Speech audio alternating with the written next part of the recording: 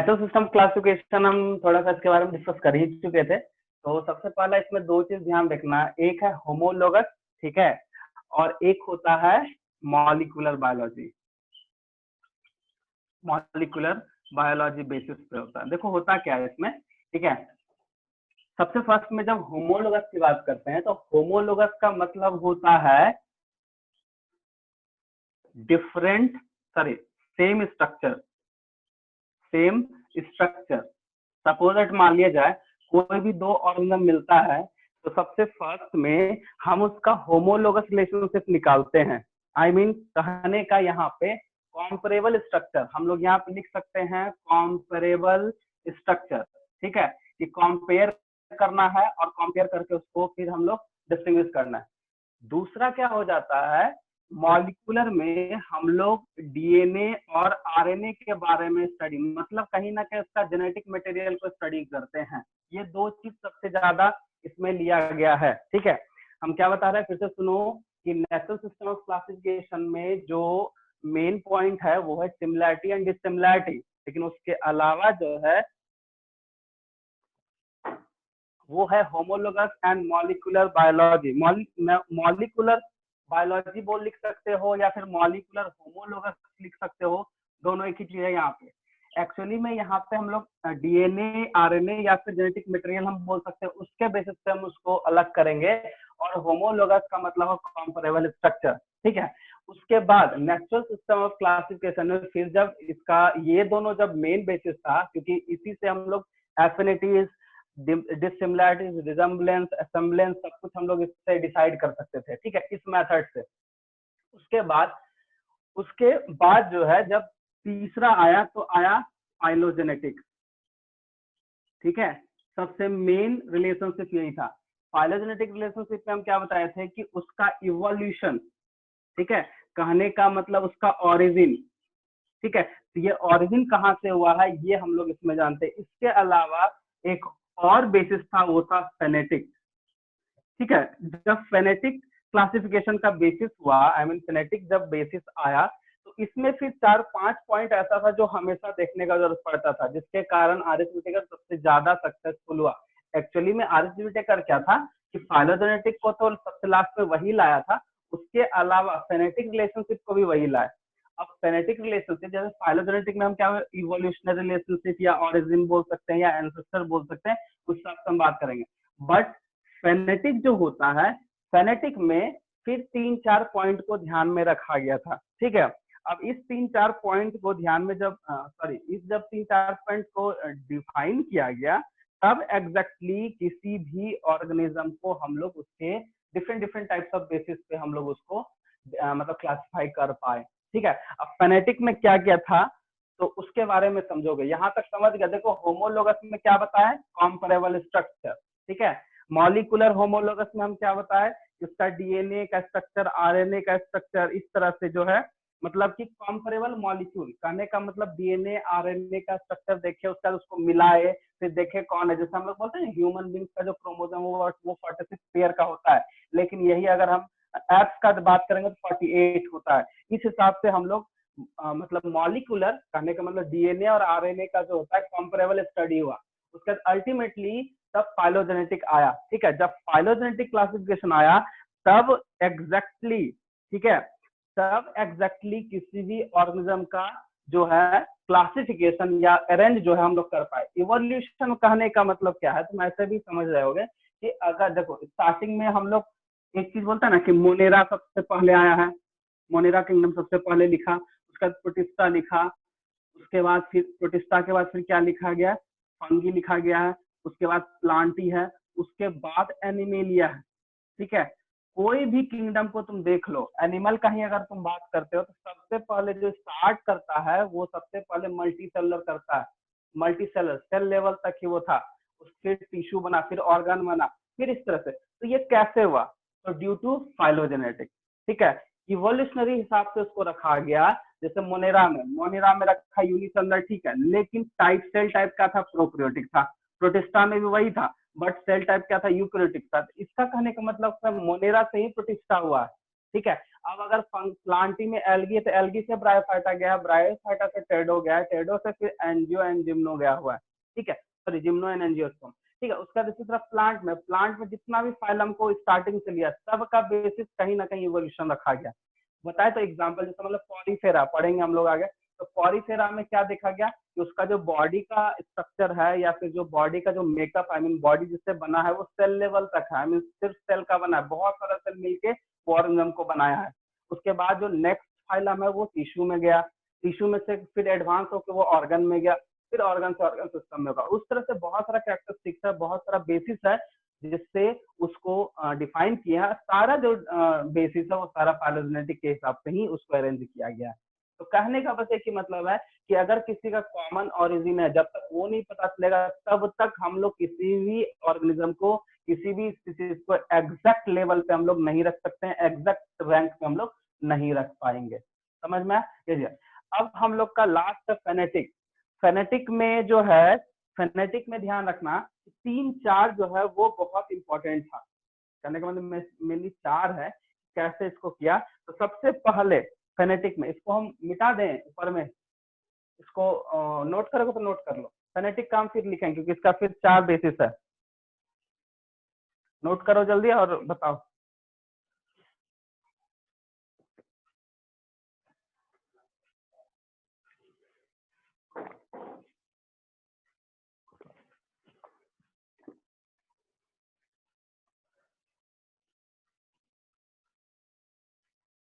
Note कर लिए? Hello, yes sir, yes sir, yes sir. हम लोग का आवाज बहुत धीरे धीरे है, थोड़ा सा स्पीकर बढ़ाओ। Yes sir, yes phylogenetic sir. समझ गया ना? हाँ हाँ समझ गया, आ गया ताकत। ठीक है, फाइलोजेनेटिक समझ गया?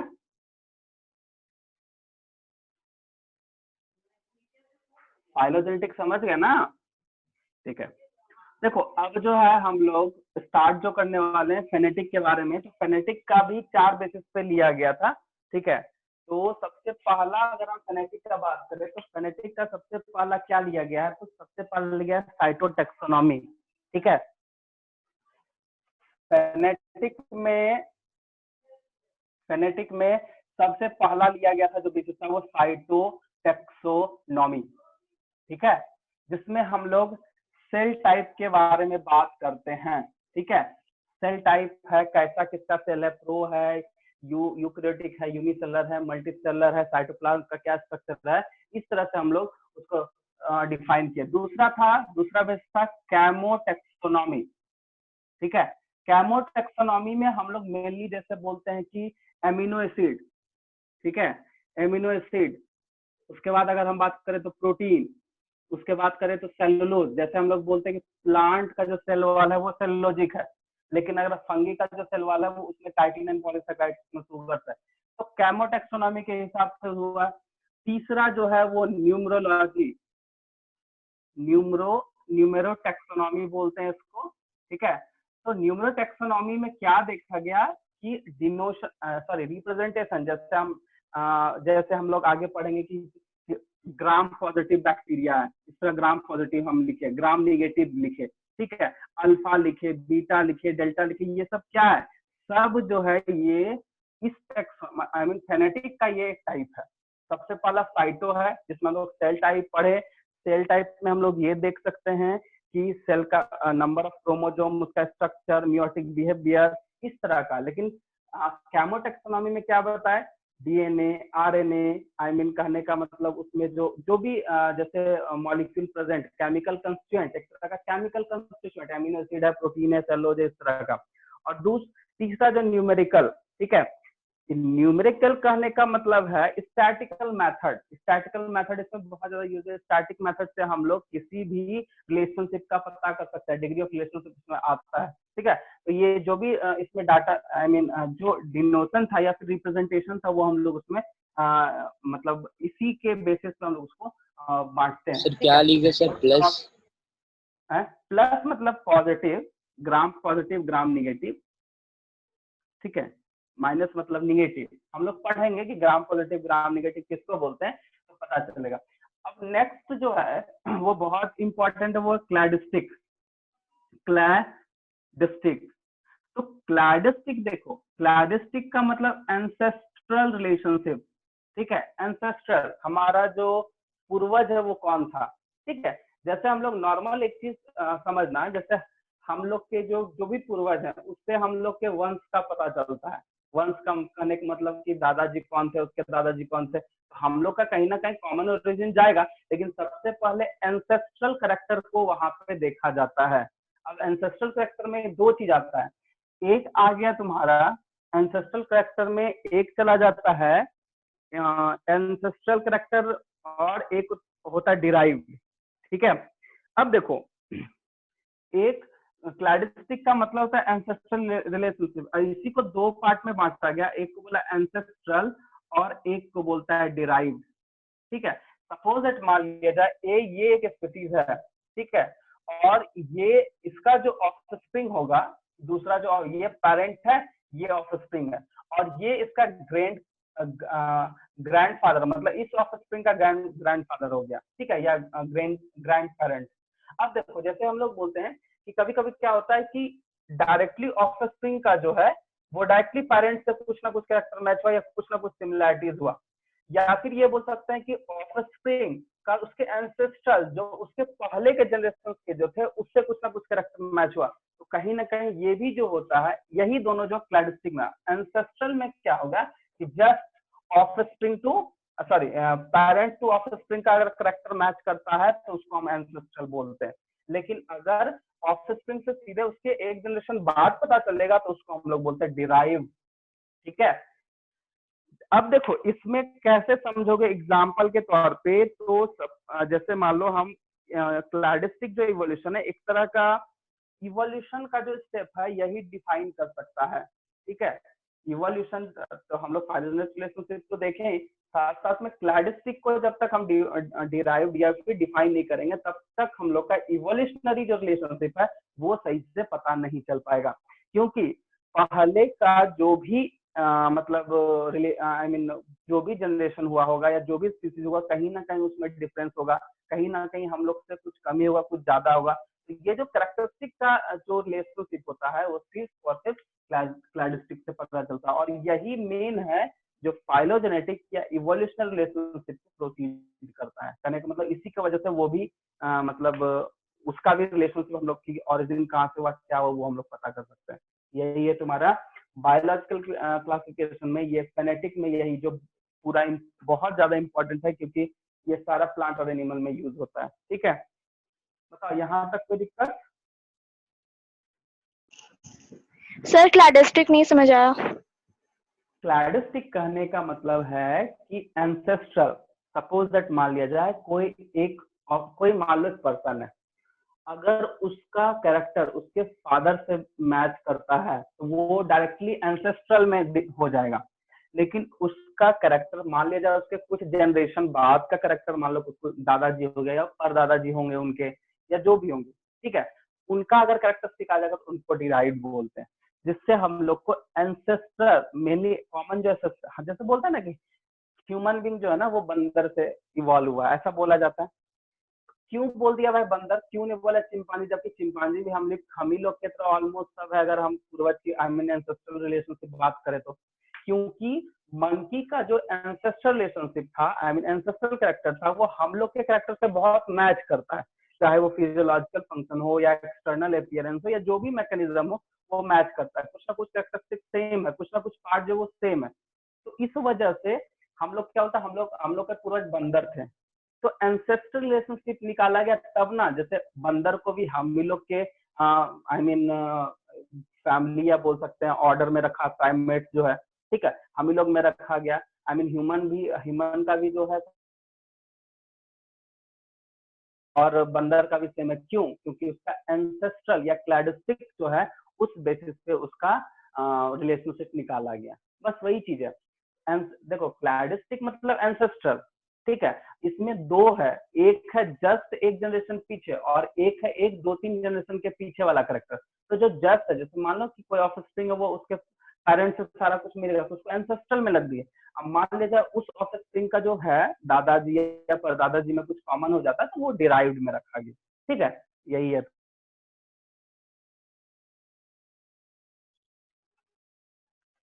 बताओ, समझ गए ना? Yes, sir. हाँ ठीक है, इसको नोट कर लो, मतलब टर्म नोट कर लो, ठीक है? इसका तो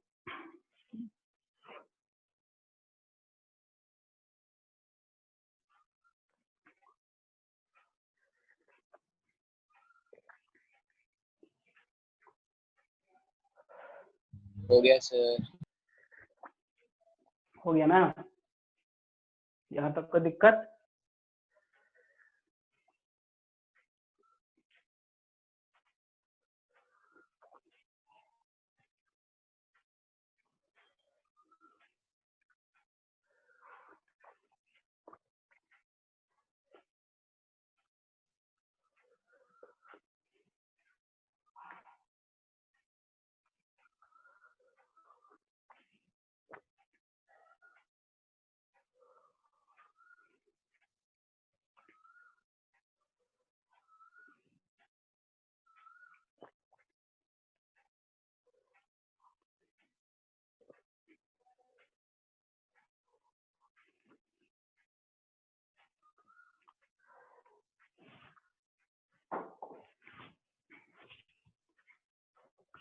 इसको मिटा रहे हैं, ठीक है?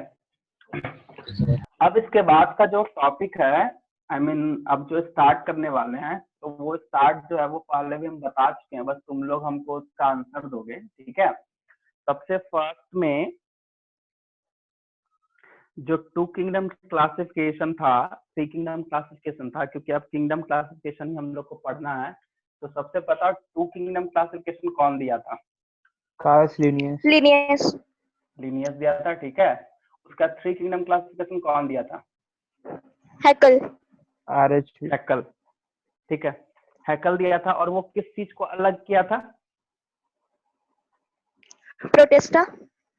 प्रोटिस्टा, गुड, ठीक है? Plant उसके बाद animal फिर फोर किंगडम कौन दिया था? Copland. Copeland, good. और वो क्या अलग किया था? Monera. हाँ, वो मोनेरा को किया था, ठीक है? चल, और एक लास्ट में है फाइव किंगडम, ठीक है? R.H. Whittaker. RH Whittaker, fungi को किया था। हाँ, चलो एक चीज बता सकता है कोई आंसर हमको? तो फंगी को जो अलग करना था सबसे, तो उसका बेसिस क्या लिया था? RH विटेकर तो 5 चीज लिया ही था, वो हम पहले भी डिस्कस। उसके बाद फिर क्या था? Mode of Nutrition. उसके बाद mode of Mode of reproduction. उसके बाद क्या था? Thallus Phylogenetic. ऑर्गेनाइजेशन। उसके बाद क्या था? Phylogenetic, Genetic. ठीक है? तो बता सकते हो कि फंगी को किस बेसिस पे अलग किया गया था? Mode of nutrition. Mode of nutrition. इसको ध्यान रखना, ये क्वेश्चन बहुत पूछता है, ठीक है ना? कि बेसिस क्या था इनिशियली, क्योंकि सबसे फर्स्ट में फंगी को जो था वो प्लांट में रख दिया था, ठीक है? कुछ कुछ फंगी को प्लांट में रख दिया था, जिसके कारण सबसे बड़ा प्रॉब्लम ये होने लगा कि ये तो एक क्लोरोफिलस प्लांट है ना, तो एक क्लोरोफिलस क्या है कि ना ये एनिमल में जा रहा था, ना प्लांट में जा पा रहा, तो अल्टीमेटली इसका अलग किंगडम ही बना दिया गया, जो कि मोड ऑफ न्यूट्रिशन। एक क्लोरोफिल होने के कारण ये कहीं ना कहीं दूसरे पे डिपेंड है, जिसका जो न्यूट्रिशन है वो कैसा चला गया? हेटेरोट्रॉपिक। अगर तुमसे पूछते हेटेरोट्रॉपिक में भी क्या, तो मोस्ट ऑफ द केस में सेप्रोफिटिक ही होगा, सेप्रोफिटिक होता है। इसके अलावा पैरासिटिक कॉमन है, पैरासिटिक एंड सिम्बायोटिक। क्योंकि पैरासिटिक मतलब देखो, फंगल डिजीज सुने ही हो, तो जहां डिजीज है वहां पैरासिटिज्म है। चाहे बैक्टीरिया के केस में अगर पैरासिटिक के लिए, तो भी वो डिजीज कॉज करेगा। जहां भी पैरासिटिक का बात आता है और माइक्रोब्स की अगर बात आ गई, वहां पे ध्यान रखना कि वो डिजीज कॉज ही करेगा, चाहे वो बैक्टीरियल हो चाहे वो फंगल हो, ठीक है? सेप्रोफिटिक हो गया, पैरासिटिक हो गया। अब उसके बाद एक था सिम्बायोटिक, या फिर हम लोग बोलते हैं सिम्बायोटिक, या फिर हम लोग बोल क्या सकते हैं कि ये म्यूचुअल रिलेशनशिप, एक दूसरे से म्यूचुअली कर लिया, उसको कुछ दे रहा और उससे कुछ ले रहा। तो मोस्ट ऑफ द केस में सेप्रोफिटिक होता है फंगी, ये चीज ध्यान रखना, ये हेटेरोट्रॉफ है, और इसी बेसिस पे इसको अलग किया गया। अच्छा, थैलस ऑर्गेनाइजेशन का मतलब समझा दो हमको कोई, ये पिछले क्लास तो हुआ ही है। थैलस ऑर्गेनाइजेशन, और इसको हम अच्छे से बताएं,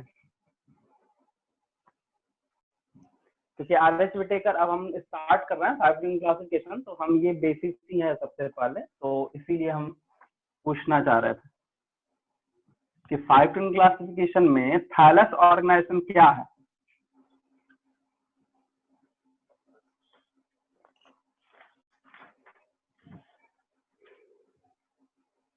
बोलो।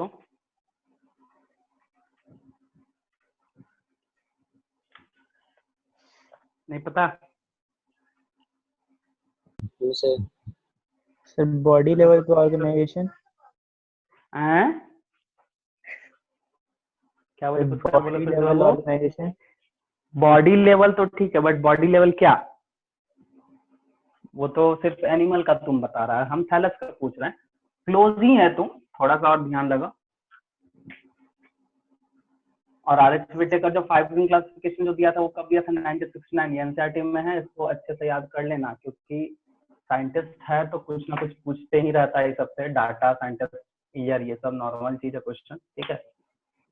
हाँ, तो बता थैलस ऑर्गेनाइजेशन का क्या मतलब है, क्योंकि थैलस ऑर्गेनाइजेशन हम एक हिंट दे देते हैं कि थैलस ऑर्गेनाइजेशन जो है वो प्लांट में यूज किया सबसे ज्यादा, और इसी बेसिस पे इसका नाम भी है एक थैलोफाइटा। थैलोफाइटा। गुड।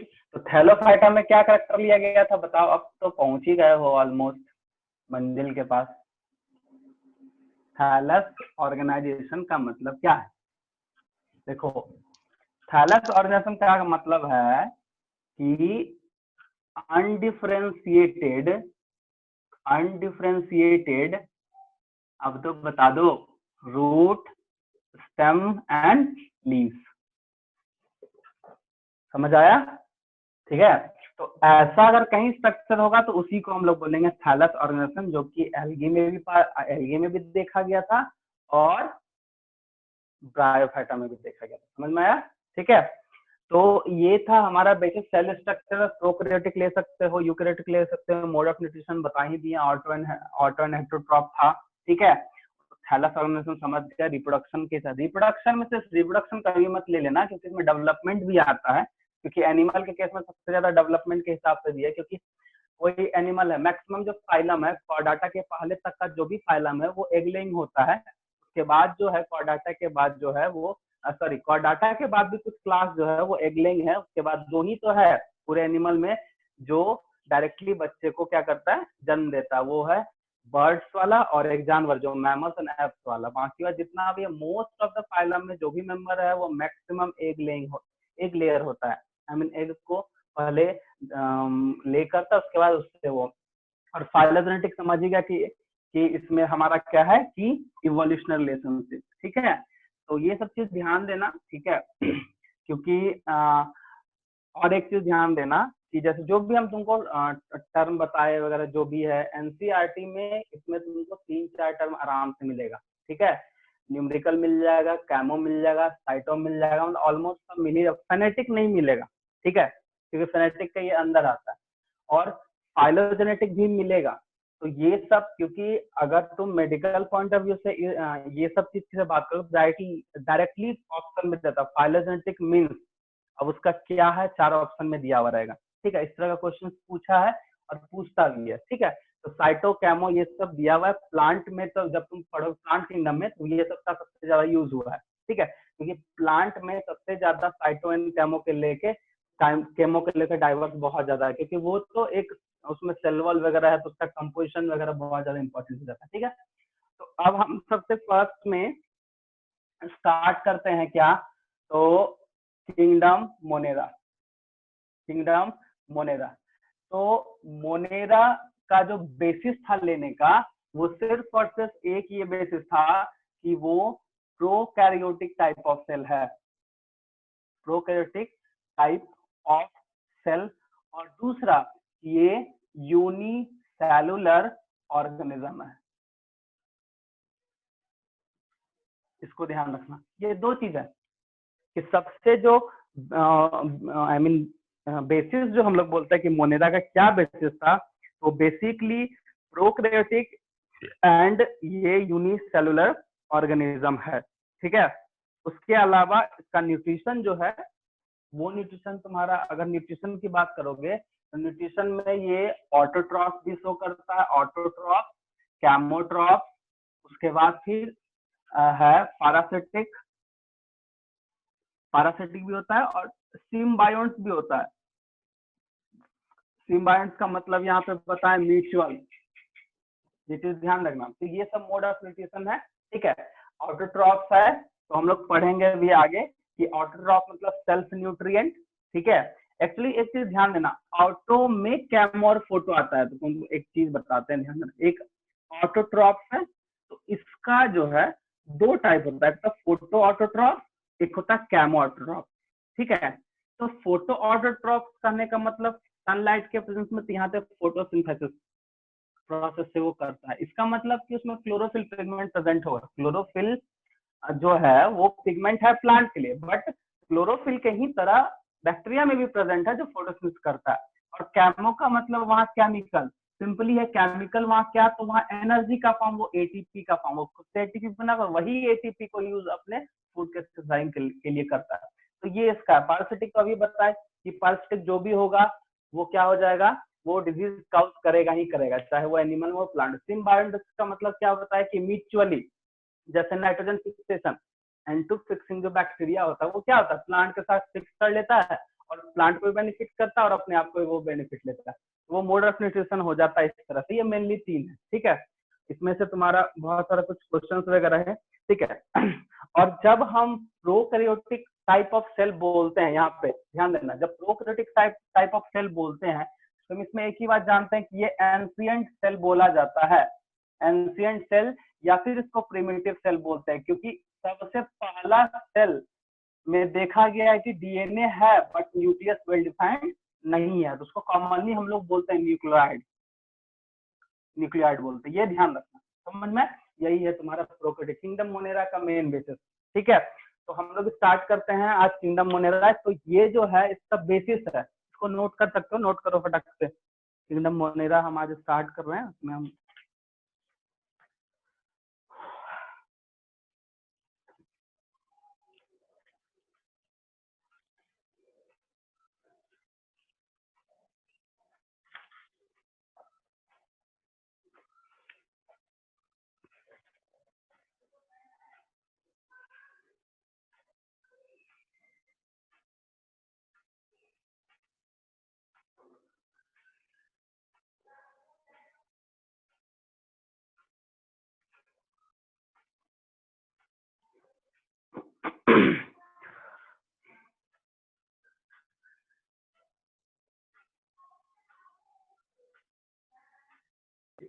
स्क्रीनशॉट ले लिए हो सर? गया हैं, स्क्रीनशॉट ले लिया।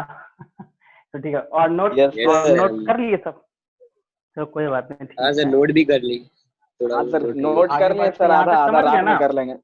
हाँ सर। हाँ ठीक है, ठीक है। यहाँ तक किसी को दिक्कत है नहीं ना?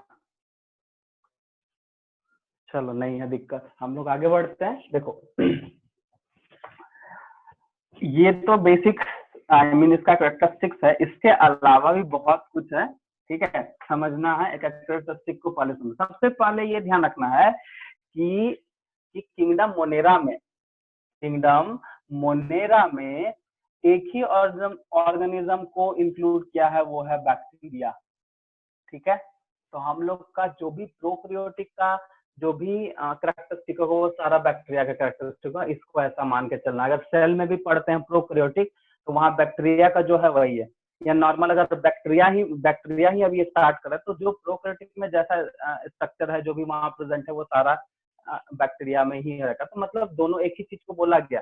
कहने का मतलब मोनेरा जो है प्रोकैरियोटिक सेल टाइप है और उसका एक ही एग्जांपल है वो है मोनेरा। मतलब जो मोनेरा का कैरेक्टर होगा वही प्रोकैरियोटिक सेल का वही कैरेक्टरिस्टिक होगा।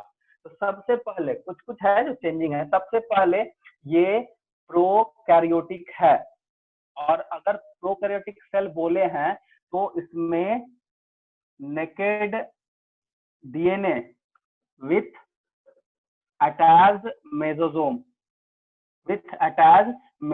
प्रेजेंट होता है, ठीक है। मेसोसोम का बहुत फंक्शन है, वो हम आगे बताएंगे।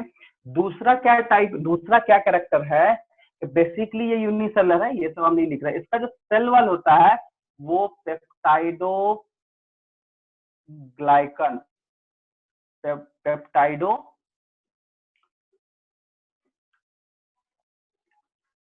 पेप्टाइडोग्लाइकन सेल वॉल होता है। इसको ध्यान रखना, क्योंकि नॉर्मली प्लांट सेल का जो सेल वॉल है वो सेलोजिक है, बट इसका जो है पेप्टाइडोग्लाइकन सेल वॉल होता है। दूसरा क्या है, म्यूसिलेज कवरिंग होगा, इसका भी फंक्शन बताएंगे, बहुत बड़ा फंक्शन म्यूसिलेज कवरिंग का, ठीक है, ये एक तरह का प्रोटेक्टिव लेयर है। उसके बाद अगर ये प्रोकैरियोटिक सेल है तो इसका जो double membrane bounded cell organelles absent होगा कि प्रेजेंट, तो यहाँ पे हो जाएगा एब्सेंट, ठीक है। इसमें माइटोकॉन्ड्रिया या प्लास्टिड्स या कुछ भी वैसा कुछ प्रेजेंट नहीं होता है, ठीक है। उसके अलावा अगर बात करोगे तो राइबोसोम प्रेजेंट होता है, और इसका जो यूनिट है वो 70S यूनिट होता है। अब ये 70S यूनिट क्या है, तो हमेशा ध्यान रखना कि राइबोसोम का एक यूनिट है, ठीक है।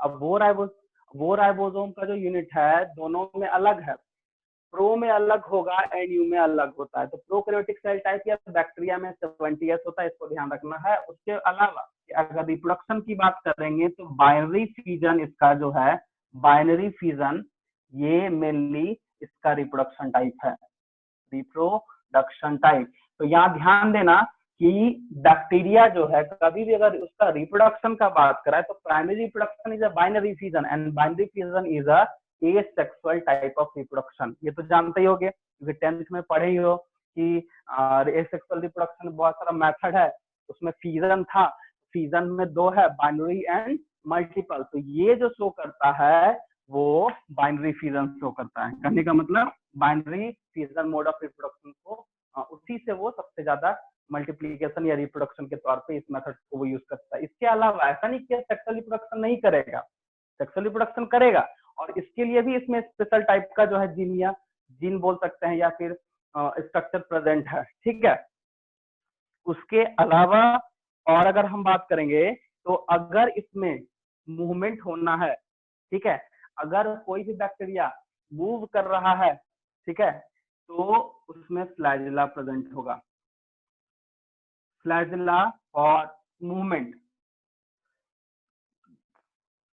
ठीक है, कि कोई भी बैक्टीरिया अगर मूवमेंट करता है या कहीं भी किसी पे भी, तो उस केस में जो है ये ध्यान रखना होगा कि उसमें कोई ना कोई स्ट्रक्चर है जो उसको मूव कराने का हेल्प करेगा, तो वो है फ्लैजिला, ठीक है। क्योंकि फ्लैजिला के हिसाब से बैक्टीरिया को बांटा गया है, आई मीन डिवाइड किया गया 5-6 टाइप में, बट वो पढ़ना इंपॉर्टेंट नहीं है, बस इतना जान लो कि फ्लैजिला क्यों चाहिए होगा, क्योंकि अगर बैक्टीरिया को कहीं मूव करना है, किसी को कैप्चर करना है, ठीक है, तो ये फ्लैजिला जो स्ट्रक्चर प्रेजेंट होता है, ठीक है। और फ्लैजिला यहाँ पे ध्यान देना क्योंकि सेल में काम आएगा, सेल में ध्यान काम आएगा, क्योंकि हम लोग सेल पढ़ रहे हैं। तो फ्लैजिला जो बनता है कि स्पेशल टाइप का प्रोटीन से बनता है जिसको फ्लैजिलीन बोलते हैं, फ्लैजिलीन प्रोटीन, ठीक है, इसको ध्यान रखना।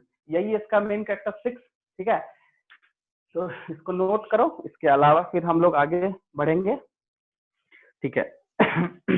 ये तो इसका था जनरल कैरेक्टरिस्टिक्स।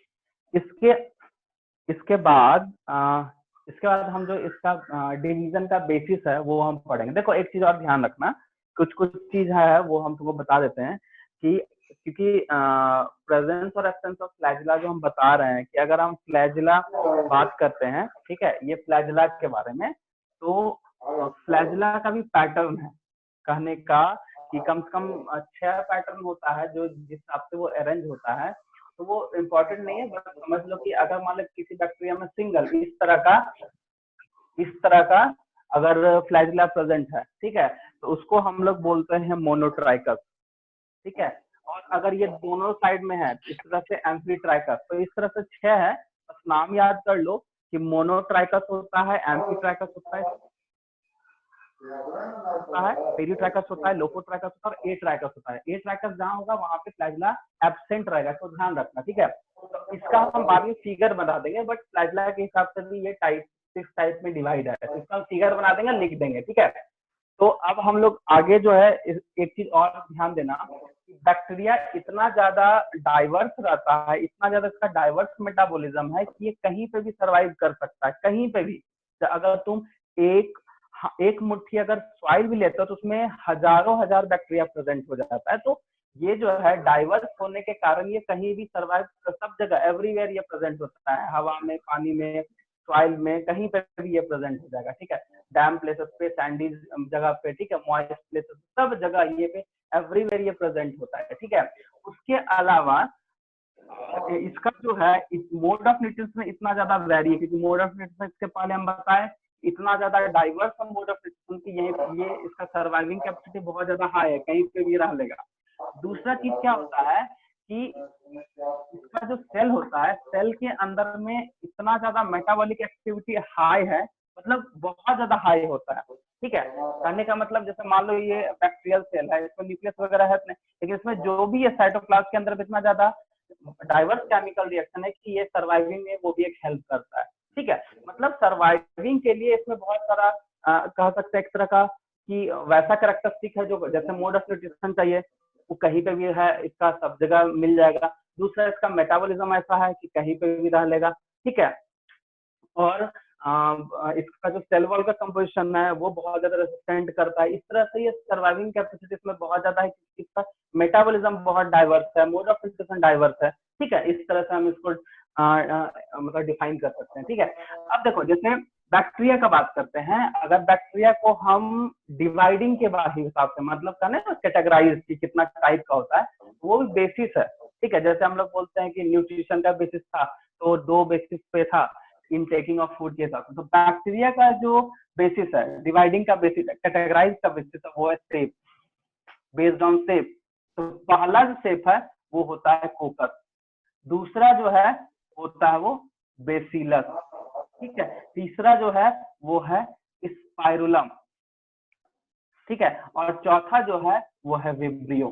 ठीक है, ये चारों एनसीईआरटी में है, तो ध्यान देना कोकस जो है, क्योंकि ये पूछता है कि बैक्टीरिया को किस बेसिस पे कैटेगराइज किया गया है, तो based on shape, based on shape उसका। तो कोकस में कैसा शेप होगा, तो स्फेरिकल शेप का होता है आउटलाइन। बेसिलस में कैसा होगा, तो रॉड शेप का होगा। ये सारा एग्जाम्पल में दिया है एनसीईआरटी में, ध्यान देना। इस तरह का स्ट्रक्चर जहां प्रेजेंट होगा वो हम लोग बोलते हैं क्या, स्फेरिकल। बेसिलस में कैसा है, रॉड शेप, इस तरह से स्ट्रक्चर होगा। ठीक है, तो इसको ध्यान देना है कि स्ट्रक्चर के हिसाब से। स्पाइरुलम, तो स्पाइरल इस तरह से स्पाइरल रहता है, तो ये स्पाइरल कॉइल लाइक। ठीक है, और विब्रियो में है कॉमा लाइक रॉड। ठीक है, तो कॉमा जो इस तरह से प्रेजेंट होगा, तो ये सारा एनसीईआरटी का, इसको ध्यान से पढ़ना, ध्यान से इसको याद रखना, क्योंकि ये पूछता है बेसिस पे। और इसी के हिसाब से जैसे कोकस है, तो कोकस में मान लो सिंगल होगा तो मोनोकोकस होगा, डाइकोकस होगा, ट्राइकोकस होगा, इस तरह से बहुत सारा इसका डिफरेंसेस है इस तरह से। ठीक है, तो सबसे पहले जो मेन है वो तुम्हारा ये है, तो इसका शेप एंड साइज के हिसाब से जो इसको डिवाइड किया गया, क्या क्या डिवाइड किया, ये तुम्हारे सामने है। ठीक है, क्योंकि देखो एक चीज तुमको बता देते हैं, जैसे मान लो कि शेप एंड साइज क्यों दिया गया। ठीक है, क्योंकि सबसे पहला की पहचानने में जो इतने टाइप का मिला, शेप एंड साइज का मिला, मान लो शेप का मिलेगा, कैसे पता करेंगे कि ये इस शेप का ये बैक्टीरिया। जैसे एक common example cholera is a bacterial disease. तो कॉलेरा का जो पैथोजन जो बैक्टीरिया, जब उसको वहां से निकाला, एक्सट्रैक्ट करके जब स्टडी किया तो पता चला कि वो कॉमा शेप है। इसीलिए वहां पे जो कॉजेटिव एजेंट है वो विब्रियो कॉलेरा बोलते हैं। ठीक है, तो कॉमा शेप में वो प्रेजेंट है। तो ये ध्यान रखना शेप एंड साइज भी इंपॉर्टेंट है। तो ये है based on shape and size, इसको नोट करो। इसके बाद हम तुमको लिखा देते हैं ये फ्लैजिला वाला।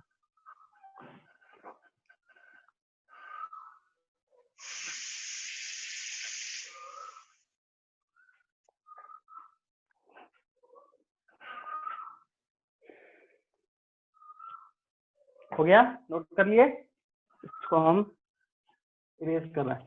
नोट कर लिया है सब? Yes sir. अब हम लोग नेक्स्ट जो है वो हम बताते फ्लैजिला के हिसाब से भी इसको अलग अलग नाम दिया गया है, ठीक है। तो हम पहले स्ट्रक्चर बना देते हैं, जैसे पहला मान लो ये है और ये इसका स्ट्रक्चर है, तो इसको हम लोग बोलते हैं मोनोट्राइकस। मोनोट्राइकस। अगर फ्लैजिला जो है वो इस तरह से दोनों में प्रेजेंट है, इसको बोलते हैं एम्फीट्राइकस, ठीक है। और अगर ये इस तरह का प्रेजेंट है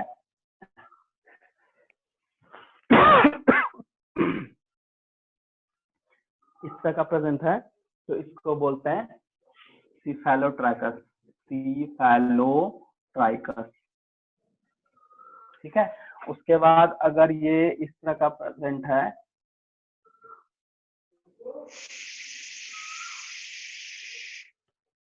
तो इसको बोलते हैं लोफोट्राइकस, ठीक है। अगर ये विदाउट प्रेजेंट है, विदाउट फ्लैजिला, तो बोलते हैं एट्राइकस, ठीक है। और कोई बैक्टीरिया के साइड में इस तरह का फ्लैजिला अगर प्रेजेंट है, उसको बोलते हैं हम लोग पेरीट्राइकस। ये इतना ज्यादा इम्पोर्टेंट नहीं है, बट फ्लैजिला के हिसाब से डिस्ट्रीब्यूशन इसी तरह किया गया है, इसको नोट कर लो, ठीक है।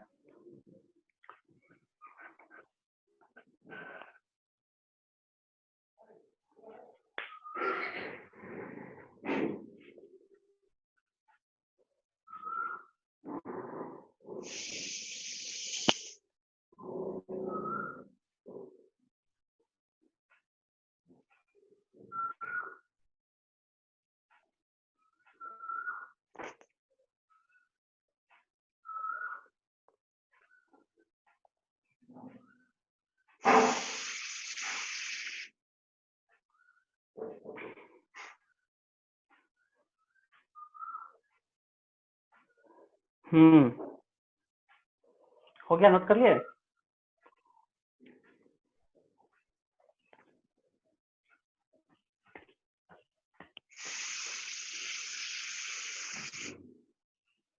इसको इरेज करें? Yes, sir. हाँ, ठीक है।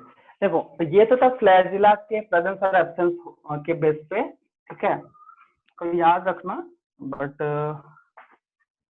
स्ट्रक्चर वैसा कभी पूछा नहीं है, ना ही आगे पूछेगा, क्योंकि एनसीईआरटी में वैसा कुछ दिया नहीं है, बस सेपियन साइज के बारे में दिया था। तो फ्लैजिला आया था तो हम बता दिए। अब हम लोग को यहाँ पे जानना है कि जो बैक्टीरिया को ग्रुप्ड किया गया, आई मीन ग्रुप्ड किया गया, जैसे मान लो कोई बैक्टीरिया है, तो उसका जो ग्रुपिंग है वो बेस्ड ऑन स्टेन भी किया गया है। Based on stand. स्टेन का मतलब क्या होता है बताओ तो? स्टेन का मतलब क्या होता है बताओ कोई?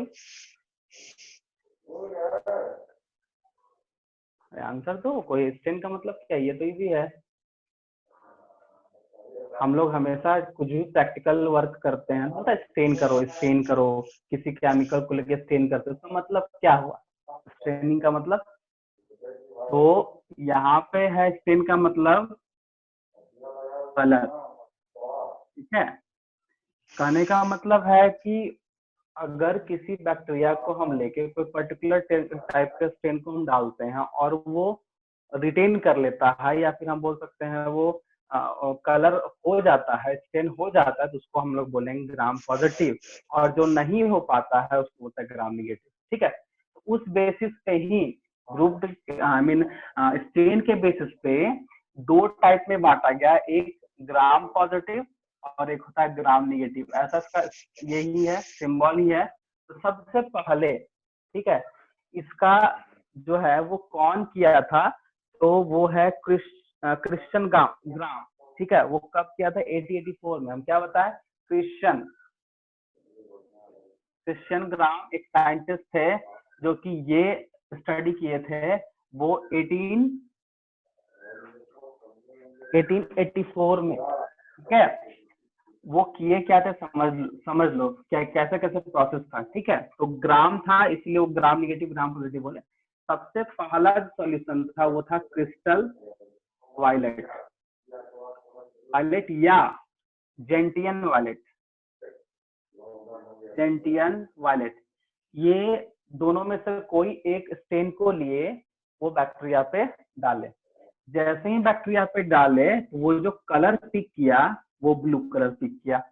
उसके बाद हम लोग हम लोग नहीं, साइंटिस्ट जो है वो 0.5% आयोडीन सोल्यूशन को ऐड किया उसमें, आयोडीन सोल्यूशन को।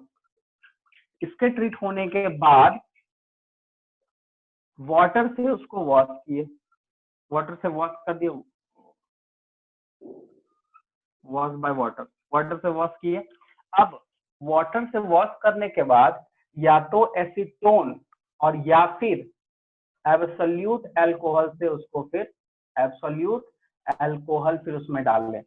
जब एब्सोल्यूट अल्कोहल डाले तो उसका जो कलर है या तो ब्लू दिखा या तो पर्पल दिखा, ठीक है, ब्लू और पर्पल।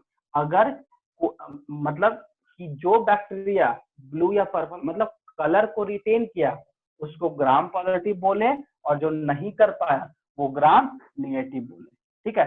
तो पहला स्टेप, ठीक है, तो दूसरा और ये फिर दूसरा स्टेप, फिर तीसरा स्टेप, फिर ये चौथा स्टेप। 4 स्टेप में अब ये जो एपीए ब्लू एपियर हुआ तो इसको भी ऐड करना ही है। जैसे हम बनाए फ्लोचार्ट वैसे ही बना लो, क्योंकि याद रहेगा कि क्रिस्टल वायलेट के बाद आयोडीन डाले, आयोडीन के बाद वॉश किए, उसके बाद एसीटोन से फिर उसको धोए। एसीटोन या एब्सोल्यूट अल्कोहल डालने के बाद जो रिटेन हुआ जो उसमें कलर हो गया उसी को ग्राम पॉजिटिव, और जो नहीं हो पाए ग्राम निगेटिव। ये पूरा उतारो। अब हम इसके बाद रीजन बताएंगे ग्राम निगेटिव एंड ग्राम पॉजिटिव हुआ क्यों। इसको नोट करो जल्दी से। और इसी तरह से करना, ये वाला यहाँ से स्टार्ट करोगे, यहाँ से स्टार्ट करोगे, ये जैसे है वैसे ही लिखे वैसे ही करना, ठीक है, क्योंकि स्टेप पता होना चाहिए कैसे कैसे क्या होना चाहिए। एक और चीज तुम लोग को हम जरूर बताना चाहेंगे कि जो हम अभी इतना इतना चीज तुमको पढ़ा रहे हैं, इतना बता रहे हैं बैक्टीरिया के बारे में, ये सारा कुछ मिलेगा सेल चैप्टर में, ठीक है। बट बैक्टीरिया का स्टार्ट किए हैं तो हम सोच रहे हैं सारा जो भी प्रोकैरियोटिक का जितना भी है, बोले ना जो प्रोकैरियोटिक का वही बैक्टीरिया का, या बैक्टीरिया का जो वो प्रोकैरियोटिक का, तो वो सारा हम यही बता दे रहा है। जब सेल पढ़ाएंगे तो उस टाइम पर सिर्फ और सिर्फ यूकैरियोटिक के बारे में पढ़ाएंगे कि उसमें क्या होता है, ये नहीं पढ़ाएंगे। तो ये अभी यही सारा पढ़ा देते हैं, क्योंकि एक साथ रहेगा तो तुम लोग का जो है ना वो अच्छे से समझ में आएगा। क्योंकि ये ग्राम पॉजिटिव ग्राम निगेटिव जो बायोलॉजिकल क्लासिफिकेशन के मोनेरा में जो भी टॉपिक है उसमें ये नहीं है, वो सेल में तुमको अच्छे से मिल जाएगा। तो सेल चैप्टर को निकाल के तुम पढ़ सकते हो वहां पे कि ग्राम पॉजिटिव ग्राम निगेटिव क्या है, इसलिए किया गया।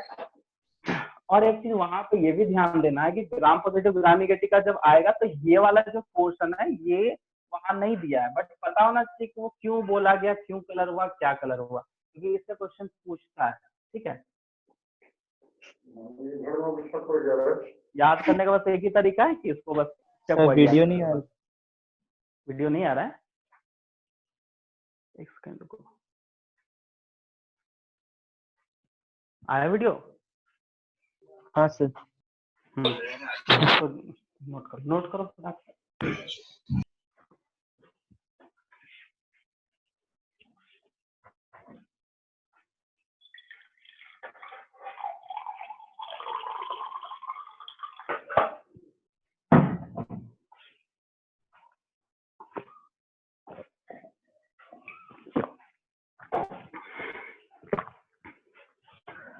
नोट कर लोगे तो बताना।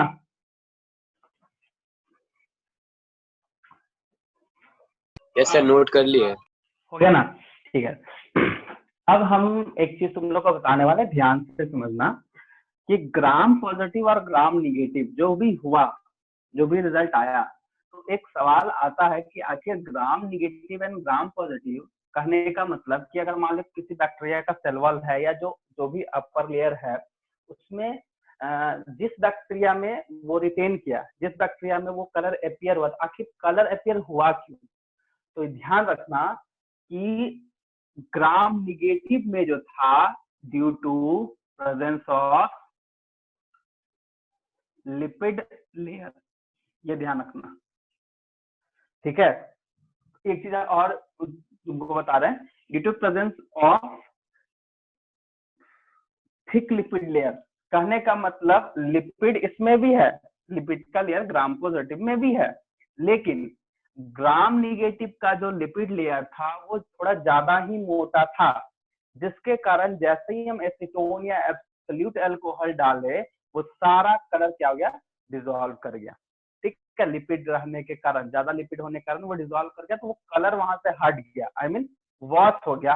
बट इसमें ऐसा नहीं था, इसमें जो था लिपिड लेयर था बट लेयर थोड़ा पतला था और इसमें थोड़ा मोटा था।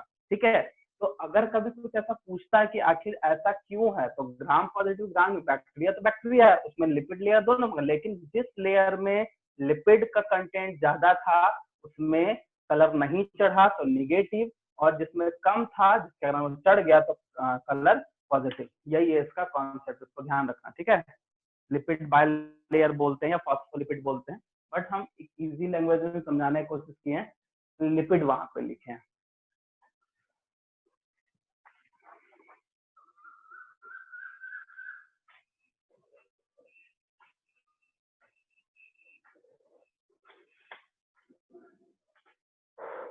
समझ गए इसको? यहाँ पे लिख सकते हो high lipid content, high lipid content.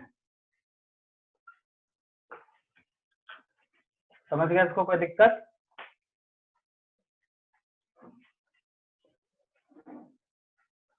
Note कर लिए, इसको मिटाए हम?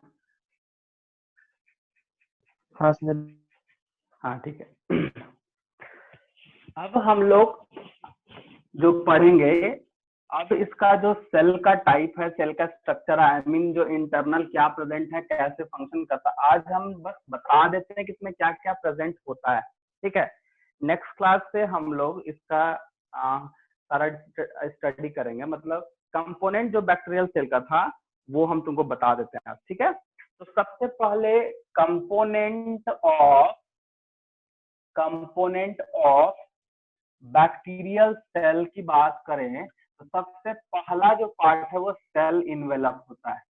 सेल इन्वेलप, इसको ध्यान रखना, सेल इन्वेलप। अब सेल इन्वेलप का भी 3 पार्ट है, तो सबसे पहला पार्ट को बोलते हैं ग्लाइकोकैलिक्स, दूसरे पार्ट को बोलते हैं हम लोग सेल वॉल, आई मीन दूसरे लेयर को, तीसरे को बोलते हैं सेल मेम्ब्रेन।